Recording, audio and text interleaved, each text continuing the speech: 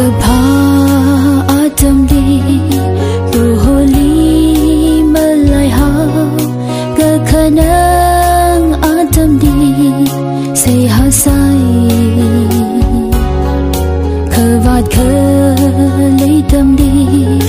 Ruholi na naboy Kaninga She say ha malay hao Oh bro ho na na oga Twili lay ga shi Hak maha ga changle Ni ga jivali Lawi lay ga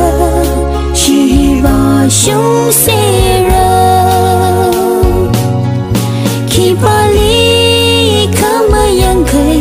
Shi man ga hai bin ni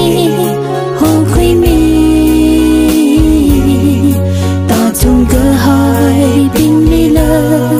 khang quy mi bro ho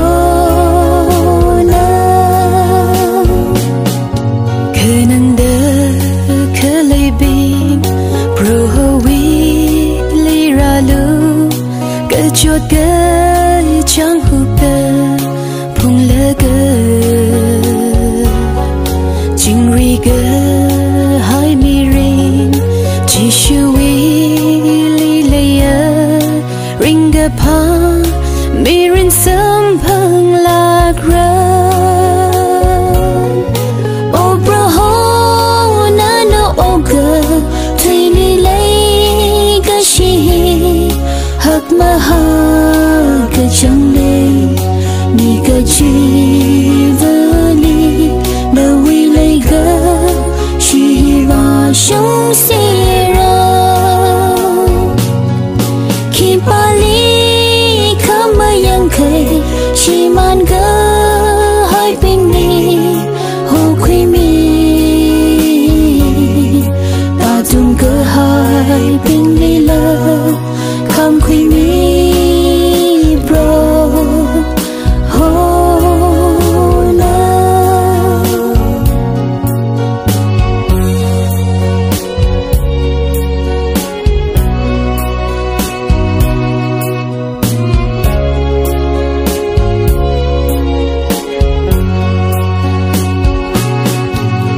Gabha dam lila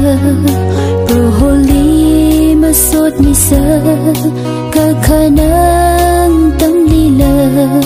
Ngơ cao sơ Cơ chi han sai cô rơ Ruholi lila ya Cơ bồ gơ Pa ngơ han ka mi rơ